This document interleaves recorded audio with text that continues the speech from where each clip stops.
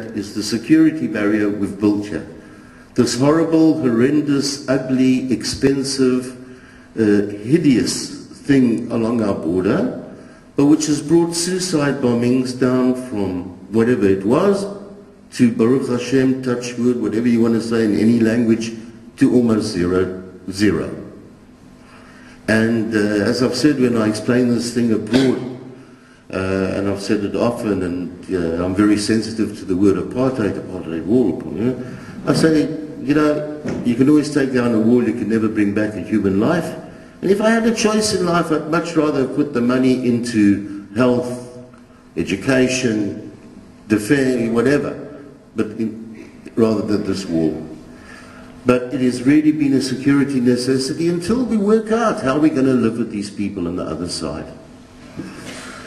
In the meantime, there are forces at play here that, in addition to the split among the Palestinians, which makes it very difficult to deal, we're very good at pointing out the split among the Palestinians, but there's a horrendous split within Israeli society about the future of the territories, whether they're God-given and whether we can disobey orders from the army, and what is our place in a modern democracy, and the expectation of expecting grandchildren to uproot their grandparents from settlements they've lived in for 40 years, and the thought that 80% of the officers in the armed forces on the ground today, 75%, are kids with kibbutz rugot who've gone through military academies in which there's a very deep ideological function, not only a family one. I'm going to go throw grandma and grandpa out of their house.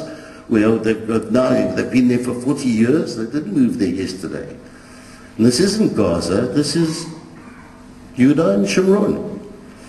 So at the same time that there's a split in Palestinian society, there is a deep ideological divide in Israeli society about how do you deal with the fact that there are going to be 300, 400, 500,000 Jews, and if the Haredim continue to move at the rate that they're moving, to the very cheap housing that they're getting right now, there will be in 10 years maybe as many Jews on the West Bank as there are Arabs in Israel. Now you go and bring me 2 states for 2 people. I'm not speaking about B'nai Akiva, I'm not speaking about Habudim, I'm not speaking about merits, I'm speaking about realities on the ground. It's not just the divide among the Palestinians, but even Solomon couldn't create 2 states for 2 people in the conventional way today.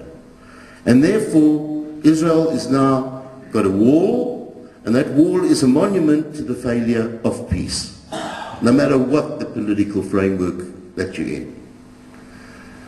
So that's where we find ourselves internally, politically, with the Palestinians. To be frank, whether he resigns today or resigns tomorrow, whether they have elections, don't have elections, I can go back and say this and that. At the end of the day, what I believe in is a model, which is the European community, which means open borders, but secure borders, which means we can have one relationship with the West Bank and another with Gaza. We can deal with the two in either way.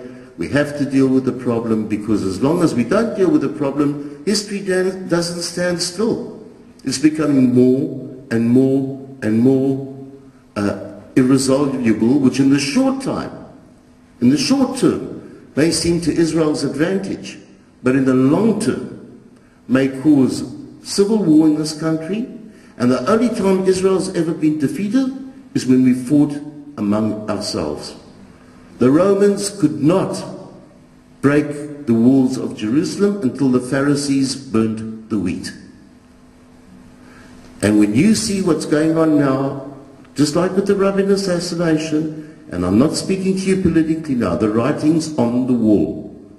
And when a battalion in the Israeli army says, we are not going to fulfill these orders to take down the settlers in Chomesh, which has been erected in contravention of the law of the land, we are not going to go out in the name of democracy and the law of the land and the High Court. You on a very slippery slope. All of us. On a very slippery slope. And you don't worry so much about the divisions among the Palestinians and crow about them as we can't make peace, then you watch the divisions within our own society when we are treading on very thin ice. And I consider this an existential issue, and I'm being dead serious. I consider this an existential issue. I've been working, I did one book that was sort of a memoir. I'm working on another book basically on Israel's survival. I've done a tremendous amount of research, sat with a lot of key people on this issue, and believe me, what I'm saying to you now is very, very serious, and you should watch the headlines. Just the last 3-4 days, these boys who are getting their rank at the cartel,